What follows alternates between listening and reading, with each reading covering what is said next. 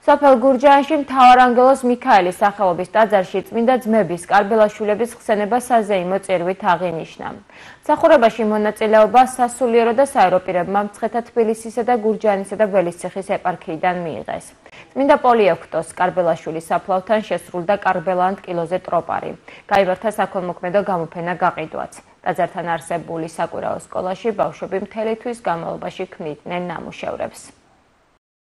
ჩვენს ტაძარში, მთავარანგელოს ტაძარში არის ძმობის დღესასწაული, ძმები კარბელაშვილების ხსენების დღე და ამ ტაძარში და ჩვენს ეპარქიაში, გურჯაანის და ველისციხის ეპარქიაში არის მთავარანგელოს ტაძარში წმინდა აღმსარებელი პოლიოქტოს კარბელაშვილის ნეშტი დაკრძალული და მადლობა უფალს ამ დიდ დღესასწაულისთვის.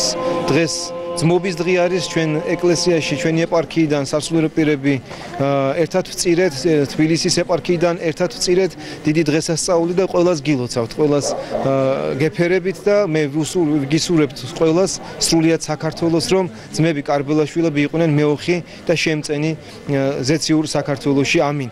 დღევანდელ დღეს ჩვენმა ახალგაზრდებმა ბავშვებმა სამრევლო სკოლიდან შეასრულეს ნახატები, არის გამოფენა გაყიდვა და მათივე სურვილით ეს შემოსული შესაწირი თანხა რაც იქნება გადაეცემათ გაჭირებულ ოჯახებს, მრავალშვილიან ოჯახებს.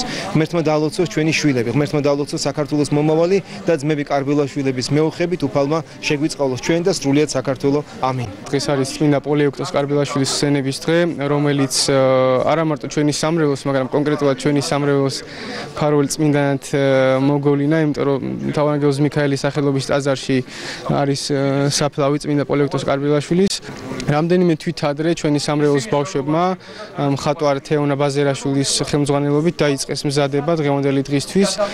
დახატეს ნახატები სხვადასხვა სახის, ეს იყო პორტრეტები, პეიზაჟები და ასე შემდეგ. აღევლინა ჩვენს ტაძარში წირვა ლოცვა საზეიმო დღევანდელ დღეს, ამიტომ გადავწყვიტეთ, რომ ჩვენი სამრევლოს ბავშვებმა გავაკეთოთ საქველმოქმედო გამოფენა, რომელიც შემოსული თანხა მოხმარდება ქველმოქმედება.